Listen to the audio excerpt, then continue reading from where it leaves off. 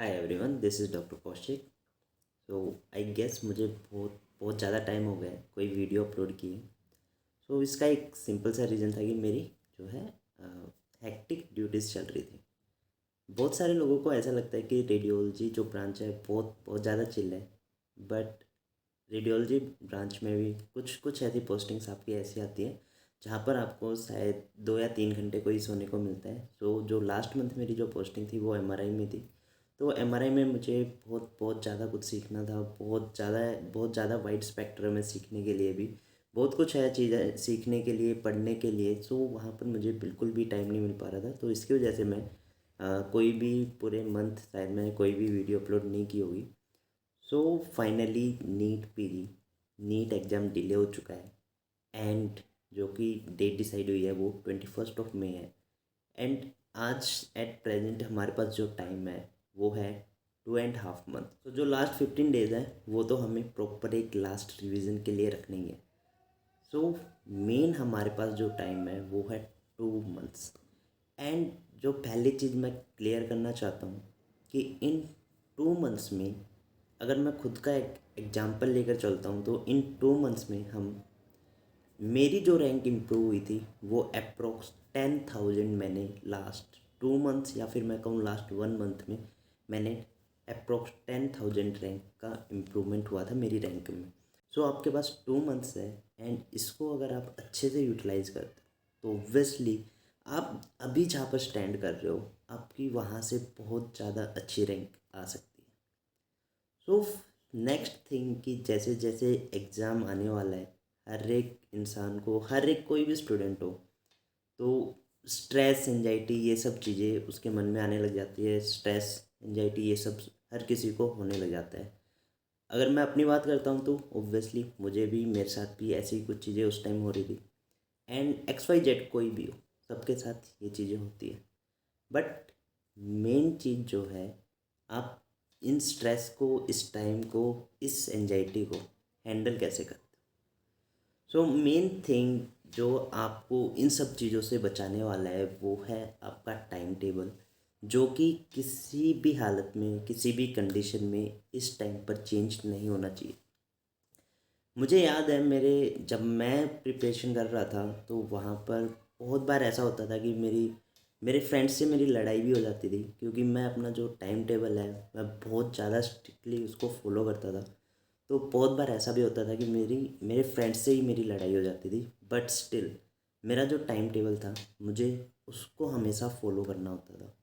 तो first thing जो आपको इस स्ट्रेस से, अगर आप नहीं चाहते हो कि जब जैसे जैसे एग्ज़ाम आपके नज़दीक आएगा तो उस टाइम पर अगर आप इस स्ट्रेस से बचना चाहते हो, इस एंजाइटी से बचना चाहते हो, तो इस टाइम पर आपका जो टाइम टेबल है उसको स्ट्रिक्टली फॉलो करना है। कहीं घूमने नहीं जाना है, टाइम वेस्ट नहीं करना है आपको। बॉयफ्रेंड बोले तो क्या है।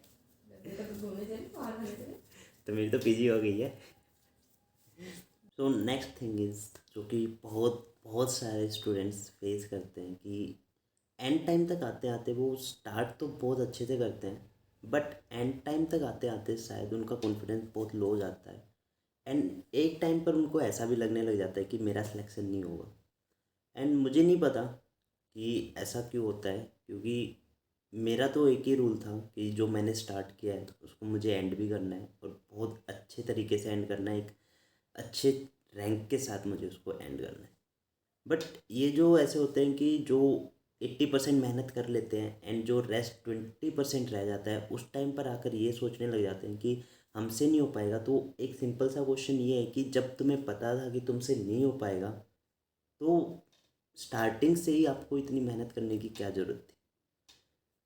अगर आपको पहले ही पता था जब आपका सिलेक्शन नहीं हो सकता है, तुमसे नहीं हो पाएगा, तो आपको इतनी मेहनत करने की भी कोई ज़रूरत नहीं थी। तो आप बेवजह अपना टाइम वेस्ट क्यों कर रहे हो।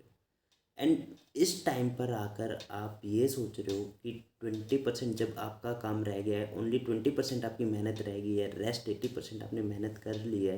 एंड इस टाइम पर आप अगर ये सोच रहे हो कि आपका सिलेक्शन नहीं हो सकता है, जो इस टाइम पर मेहनत कर रहा है, चाहे उसका इम्प्रूवमेंट हो रहा हो या नहीं हो रहा हो, बट स्टिल वो मेहनत कर रहा है, तो यही वो एक चीज़ है जो उसको रैंक लाने में हेल्प करेगी, उसको जो आपसे दूसरों से रैंकर्स में जो उसको डिफरेंशिएट करेगा, उसकी रैंक लाने में उसको हेल्प करेगा। तो यही एक वो सिंगल चीज़ है कि लास्ट तक हमें मेहनत करनी है।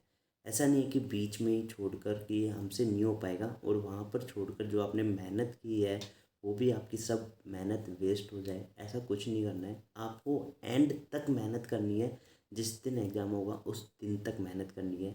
और एक सिंगल ऐसा थॉट आपके दिमाग में नहीं आना चाहिए कि आपका सिलेक्शन नहीं हो सकता है या फिर हमसे नहीं हो पाएगा, ऐसा बिल्कुल नहीं सोचो। नेक्स्ट थिंग जो बहुत बहुत सारे स्टूडेंट्स को जो बहुत सारे स्टूडेंट्स फेस करते हैं वो ये है कि वो ग्रैंड टेस्ट देते हैं बट उनके मार्क्स इंक्रीज़ नहीं होते। एंड ऑब्वियसली जब हमारे मार्क्स इंक्रीज़ होते हैं एंड मार्क्स इंक्रीज़ होते हैं तो ऑब्वियसली हम ज़्यादा मेहनत करते हैं। बट जब मार्क्स इंक्रीज़ नहीं हो रहे हैं फिर एक अंदर से इतना मोटिवेशन नहीं मिल पाता है कि हम फिर से उतनी ज़्यादा मेहनत करें। बट जो एक बात सबसे पहली बात ये है कि आपके मार्क्स इंक्रीज़ हो रहे हैं या फिर नहीं हो रहे, डजेंट मैटर, आपको ग्रैंड टेस्ट देते रहना है। ऐसा मैं इसलिए बोल रहा हूँ कि जब मैंने स्टार्ट किया था तो ऐसा कुछ नहीं था कि मेरे पहले दिन ही जब मैंने अपना पहला दिन ही ग्रैंड टेस्ट दिया है और उसी दिन मेरे बहुत बहुत ज़्यादा अच्छे मार्क्स आ गए थे। तो ऐसा कोई जादू मेरे साथ तो नहीं हुआ था और ना ही शायद किसी के साथ होता है। सो ग्रैंड टेस्ट में आपके मार्क्स इंक्रीज़ हो रहे हैं या नहीं हो रहे हैं, बट जो एक चीज़ मैं करता रहता था कि हर एक वीकेंड मैं ग्रैंड टेस्ट ज़रूर देता था। हर एक वीकेंड संडे को मेरे को ग्रैंड टेस्ट देना ही होता था, चाहे उस दिन मैं कुछ भी ना पढ़ रहा हूँ, कुछ भी शायद मैं कुछ भी नहीं पढ़ता था, बट एक ग्रैंड टेस्ट ज़रूर देता था। सो आपको भी ये हैबिट में लाना है कि एक ग्रैंड टेस्ट आपको देना ही है, चाहे आपके मार्क्स इंक्रीज हो या ना हो। एंड नेक्स्ट थिंग कि ग्रैंड टेस्ट देने के साथ साथ उसको अच्छे से एनालाइज भी करना है। एनालिसिस जो है वो सबसे ज़्यादा इम्पोर्टेंट है। जब तक आप एनालिसिस नहीं करोगे आपको आपकी मिस्टेक्स का नहीं पता लगने वाला है। और जो जो आप मिस्टेक्स करते हो उनको याद करने की कोशिश करो कि, और जब मिस्टेक होती है, जब नेक्स्ट टाइम उस चीज़ को आप पढ़ने वाले हो तो उसको ज़्यादा फोकस से पढ़ना होता है। एंड यही एक सिंपल सा इससे इसका सॉल्यूशन है कि ग्रैंड टेस्ट को जो है हमें इम्प्रूव कैसे करना है, मार्क्स इम्प्रूव कैसे करने हैं। And in the end I just want to say कि do like subscribe my channel. अगर आप चाहते हो कि मैं और अच्छा कंटेंट आपके सामने लेकर आऊँ और ज़्यादा से ज़्यादा आपकी हेल्प करूँ, and this is not my 100%, this is not my calibre and I can do beyond this thing. तो अगर आप चाहते हो कि आपको हेल्प करूँ मैं आपके एग्ज़ाम से related, so do like subscribe my channel and all the best for your exam. Thank you.